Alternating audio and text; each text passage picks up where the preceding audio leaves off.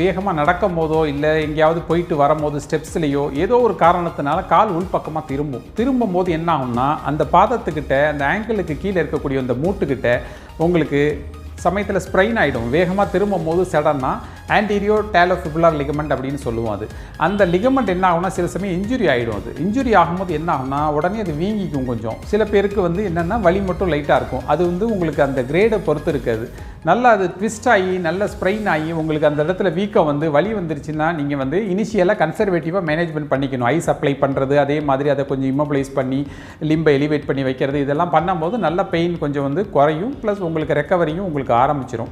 அதுக்கப்புறமா நீங்கள் இந்த நான் இப்போ சொல்லக்கூடிய பயிற்சிகள்லாம் செய்யும் போது அதன் மூலியமாக அந்த சுற்றி இருக்கக்கூடிய சதையெல்லாம் கொஞ்சம் வலுப்படுத்துறதுக்கு நம்ம உண்டான பயிற்சிகள் இருக்குது. அது என்னன்னு பார்த்தீங்கன்னா இந்த பெரோனியல் நர்வ்ஸ் அப்படின்னு சொல்லுவோம். அந்த பெரோனியல் நர்வ்ஸ்லாம் ஸ்ட்ரென்தன் பண்ணி இன்டென்சிக் மசிலையும் ஸ்ட்ரென்தன் பண்ணி அந்த ஃபுட்டில் உங்களுக்கு நல்ல ஒரு பயிற்சி கொடுக்கும் போது நல்ல ஒரு பிளட் ஃப்ளோவும் நல்லா கிடைக்கும். அதே சமயம் உங்களுக்கு பெயினும் ரிலீஃப் ஆகும். ஒரு 5 எக்ஸசைஸ் இப்போ செஞ்சு காட்டுறேன். அதை நீங்கள் அப்படியே செய்யும் போது உங்களுக்கு நல்லாவே பெயின் ரிலீஃப் கிடைக்கும்.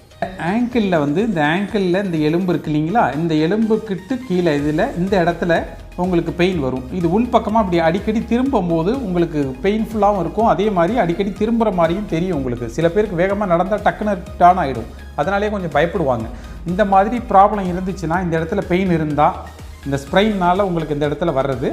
இதுக்கு உண்டான பயிற்சிகள் ஒரு 5 பயிற்சிகள் இருக்குது உங்களுக்கு. இந்த 5 எக்ஸசைஸ் என்ன அப்படிங்கிறத நான் இப்போ செஞ்சு காட்டுறேன்.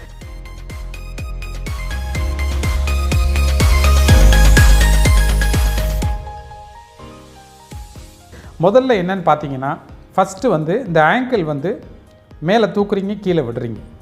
ஃபஸ்ட் எக்ஸசைஸ் மேலே தூக்குறது, லிஃப்ட் பண்ணுறது, கீழே விடுறது. எல்லா எக்ஸசைஸுமே ஒரு 10 டைம்ஸ் பண்ணலாம். நீங்கள் குதிகால் கீழே வச்சுட்டு பாதத்தை மட்டும் மேலே தூக்கி விடுறது. இது ஃபஸ்ட்டு எக்ஸசைஸ்.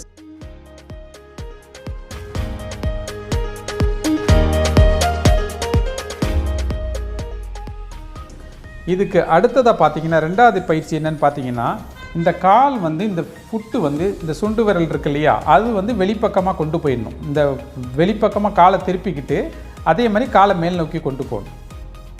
அதே மாதிரி கொண்டு வரும்போது அதே பொசிஷனில் கீழே கொண்டு வரணும். ரொட்டேட் பண்ண வேண்டாம், அப்படியே நேராகவே கொண்டு வரலாம். ஃபஸ்ட்டு இப்படி வெளியில் காலை கொண்டு போகிறேன், வெளியில் கொண்டு போயிட்டு அப்புறம் மேல் நோக்கி தூக்குறேன் காலை. அதே மாதிரி அப்படியே அதே பொசிஷனில் இப்படி கீழே கொண்டு வர்றேன். மேலே இப்படி கொண்டு போகிறேன், லிஃப்ட் பண்ணுறேன் மேலே. அதே மாதிரி கீழே அப்படியே நியூட்ரல் பொசிஷனுக்கு வந்துடுறேன்.